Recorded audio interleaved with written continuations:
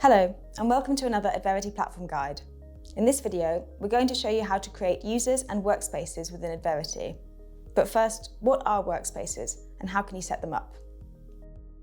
Workspaces are areas where you collect, enrich, and work with your data. They are created according to a parent-child structure whereby you will always have one overarching workspace, and then beneath that, you can create multiple child workspaces.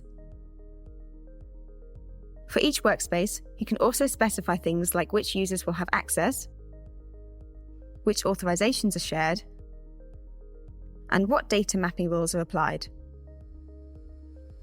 This means you can effectively manage data access and ownership across multiple different workspaces, making sure that only the right people have access to the right data at the right time. You can always see what workspace you are in by checking the workspace title in the top left corner of the screen. And you can change workspaces by clicking the Select Workspace button.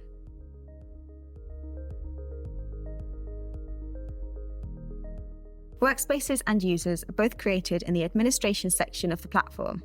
It can be accessed from anywhere in the platform by clicking the Settings icon in the bottom of the platform navigation menu.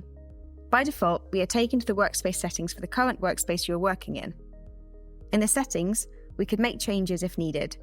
For now, let's say we want to create a new workspace and click Create Workspace at the bottom of the secondary menu. First, we are asked to give our workspace a name. Then we can choose which workspace should be the parent workspace of our new workspace. This is important because user rights and some other settings are transferred from the parent to the child workspace. You have the option to choose a default destination into which you want to load collected data extracts in this workspace.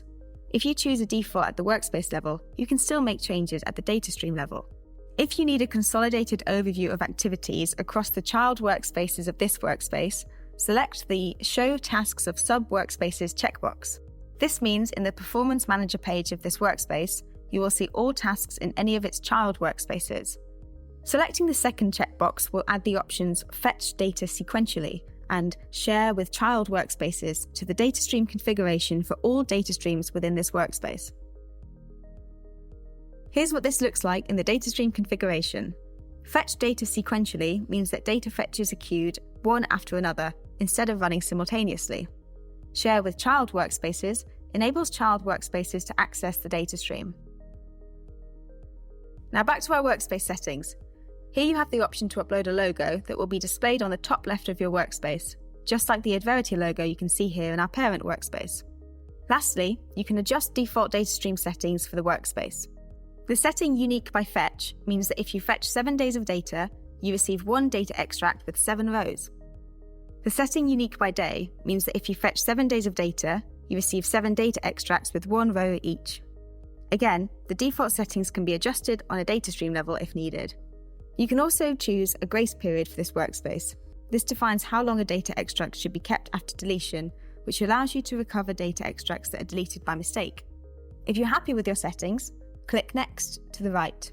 Now, we need to select the target fields that our collected source data should be mapped to in our new workspace.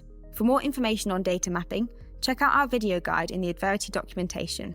In this example, we'll use Adverity's default data mapping and our new workspace is all set.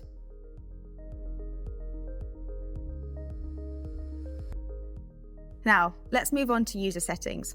To navigate to user settings, just click Administration at the bottom of the platform navigation menu, then Users in the secondary menu. Here we can see an overview of all users in our workspace, the workspaces they have access to, and their user rights. To add a new user, hit Create User in the top right corner. We'll need to enter the new user's email address, first name and last name.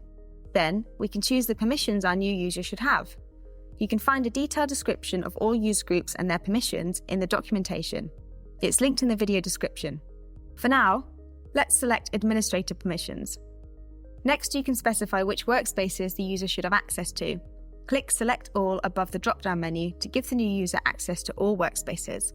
Lastly, we need to choose whether we want our new user to receive notification emails or newsletters and to select their time zone. Once we hit Create, our user will receive an email with a URL they can use to log into the platform for the first time.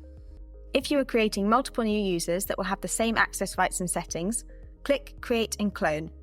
This adds our new user, then duplicates it. You then only need to enter the email address, first name and last name when adding the next user. The settings will remain the same. Back at the user overview, you can see the new user has been added.